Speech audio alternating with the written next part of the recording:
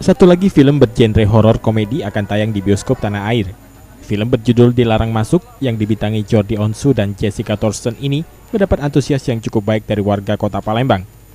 Saat pemutaran film dan nonton bareng yang digelar di bioskop 21 International Plaza, warga Palembang memadati Studio 4. Film yang akan diputar perdana di bioskop pada 24 Maret mendatang memiliki cerita yang cukup kuat. Pecinta film Indonesia diyakini akan menyukai film yang disutradarai oleh Nayato View ini.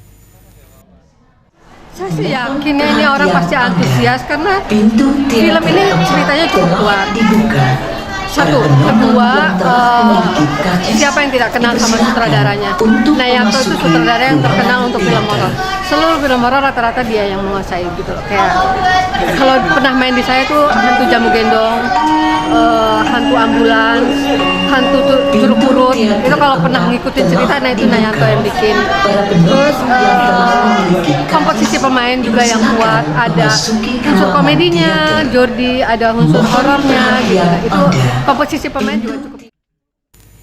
Film Dilarang Masuk menceritakan sebuah kisah dari beberapa murid yang ada di salah satu sekolah yang mengalami beberapa pengalaman mengerikan.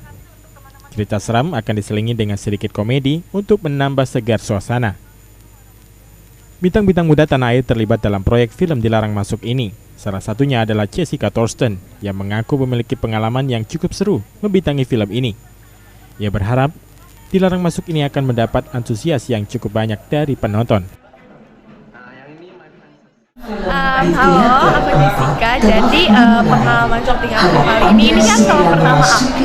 Ini film pertama aku, film horor pertama aku. Jadi di sini aku syuting lumayan menguras tenaga, tapi kita di sini harus profesional. Aku harus profesional. Jadi di sini tuh aku seru banget ya syutingnya karena sutradaranya juga asik banget, pemainnya juga asik banget. Jadi tuh sebelum syuting kita tuh kayak bedah skenario dulu. Apa ya kira-kira yang mau diganti, apa ya yang buat lebih menarik.